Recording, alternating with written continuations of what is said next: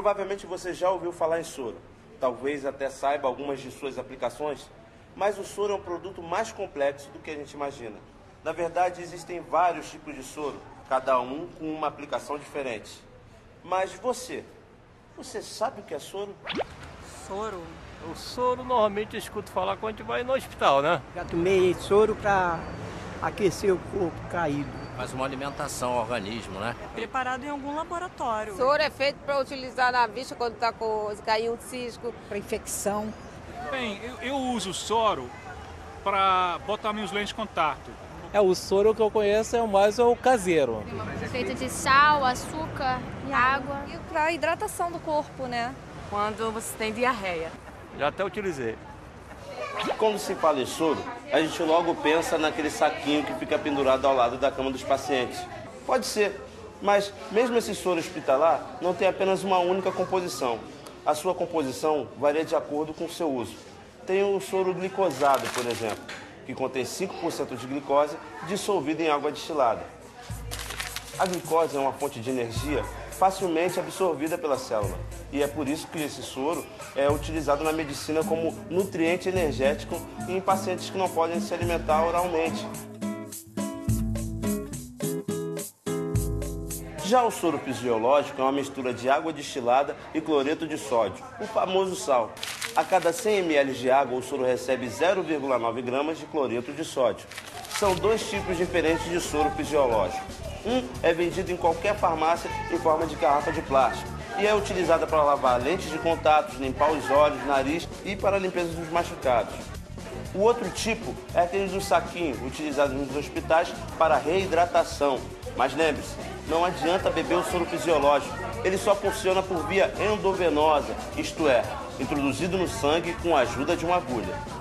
A solução fisiológica que faz a higienização da lente de contato não pode ser usada por via endovenosa, porque o preparo dela é diferenciado, ou seja, a solução injetável é preparada livre de qualquer forma de micro-organismos. Você consegue ver a diferença? Não? Nem eu. Isso acontece por causa da solubilidade do sal e da glicose na água. Ainda não entendeu? Bom, solubilidade é a propriedade que uma substância tem de dissolver-se espontaneamente em outra, formando uma mistura homogênea de uma só fase, chamada solução. Toda solução tem pelo menos dois componentes: o solvente, que é a substância em maior quantidade, e os outros chamados de soluto. Como o soro é uma mistura homogênea, não conseguimos ver os diferentes componentes do soro glicosado e do soro fisiológico. Mas antes desses saquinhos ficarem prontos para o uso, há um longo e cuidadoso processo de fabricação. Essa aqui é uma fábrica de soro fisiológico. E se você acha que é só misturar um pouquinho de sal na água e sair vendendo por aí, você está muito enganado. Há dois fatores fundamentais na fabricação do soro fisiológico. O primeiro é a proporção entre o soluto, o cloreto de sódio, e o solvente, a água. Deve-se adicionar 9 gramas de cloreto de sódio em água para cada litro de solução. Outro fator fundamental na fabricação do soro é a higiene. Os componentes, inclusive a embalagem, devem ser totalmente livres de contaminação. A fabricação da embalagem também é parte do processo, pois é ela que vai armazenar e garantir que a solução não seja contaminada. Imagine uma pessoa doente usando um soro contaminado.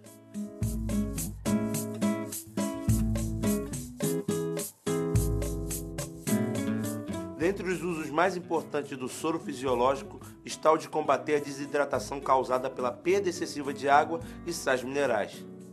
Isso acontece porque o soro fisiológico é uma solução isotônica em relação ao sangue, isto é, possui a mesma concentração e assim consegue realizar a transferência de líquidos e nutrientes para o organismo. O soro fisiológico serve para repor os eletrólitos perdidos.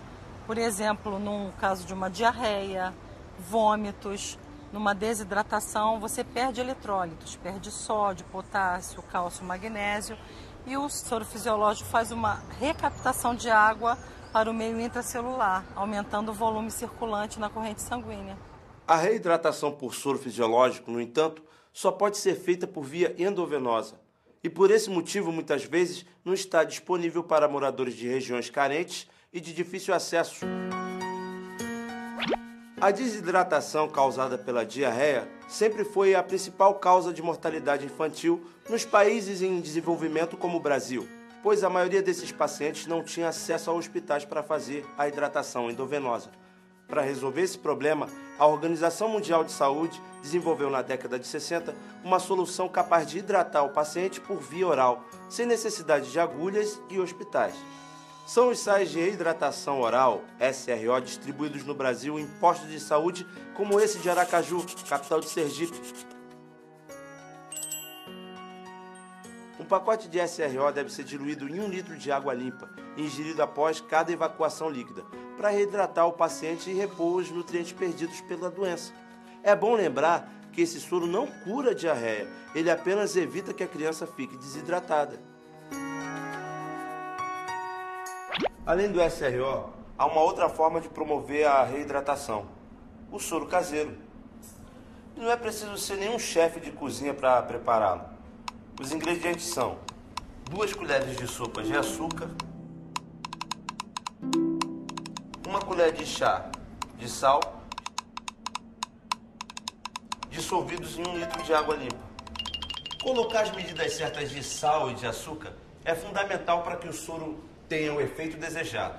Se você errar na mão e colocar sal a mais, esse excesso passa para o sangue, provocando hipertensão arterial. Se você errar na quantidade de açúcar, a diarreia pode aumentar. Se um dos ingredientes for posto de menos, a solução não vai repor os líquidos perdidos de forma eficaz. Para facilitar a vida da gente, a Unicef criou essa colher padrão. Para utilizá-la, é só usar 1 medida da menor parte de sal e 2 medidas da parte maior de açúcar. Colocar num copo de água limpa, mexer e pronto. A popularização do soro caseiro teve uma grande repercussão em nosso país e ajudou a diminuir muito a mortalidade infantil causada por diarreia.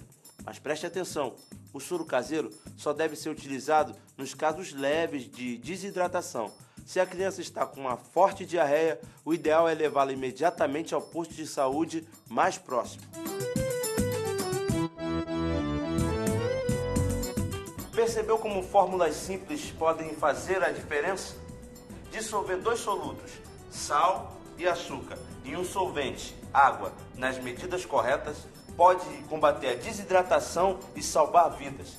Agora que você já aprendeu como é que faz, mãos à obra, passe adiante, fique esperto e até a próxima.